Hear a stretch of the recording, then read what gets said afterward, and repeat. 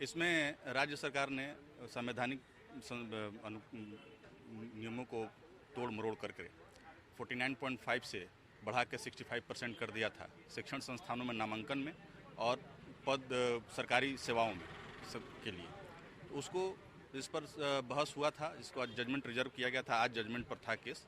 Judgement में honourable division bench, जिसको अध्यक्षता कर रहे थे ऑनरेबल चीफ जस्टिस के विनोद चंद्रन जी और हरीश कुमार सर थे उसमें, उनका ये हुआ कि भाई ये दोनों नोटिफिकेशन ये संवैधानिक दृष्टिकोण से गलत है और इनको उन्होंने सेटिसाइड किया, ये कहते हुए कि ये दोनों नोटिफिकेशन आर्टिकल 14, 15 और 21 के अगेंस्ट है।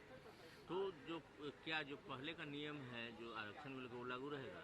जी, पहले का नियम वही रहेगा, बिकॉज 1992 में इंदिरा साहनी के केस में कहा गया था कि भाई आरक्षण 50% से एवं नहीं जाएगा और उसी के आधार पर अब तक वो चला आ रहा था। फिर रिसेंटली 2021 में मराठा आरक्षण के केस में सुप्रीम कोर्ट ने फुल स्टॉप लगा दिया था कि कोई भी राज्य सरकार 50% के ऊपर कोई आरक्षण देगी नहीं।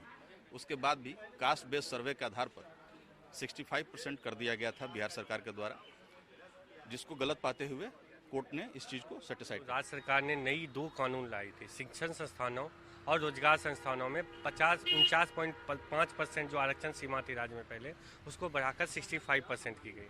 तो हमने इसको चैलेंज किया था पटना हाई कोर्ट में, ये कहते हुए कि ये संविधान सम्मत नहीं है, आर्टिकल 14, 16 को वायलेट करती है।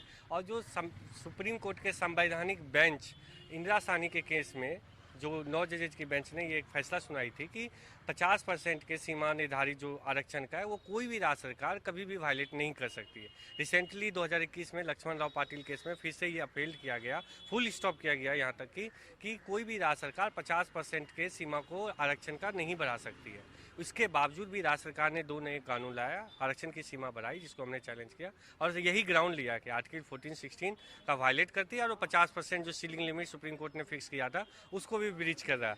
आज फैसले में भी मुख्य न्यायाधीश की बेंच ने यही फैसला सुनाया कि जो 2 नए कानून है वो संविधान सम्मत नहीं है, आर्टिकल 14, 16 को वायलेट करती है और वो जो 50% सीलिंग लिमिट है जो सुप्रीम कोर्ट ने तय किया था उसको भी वायलेट करती है।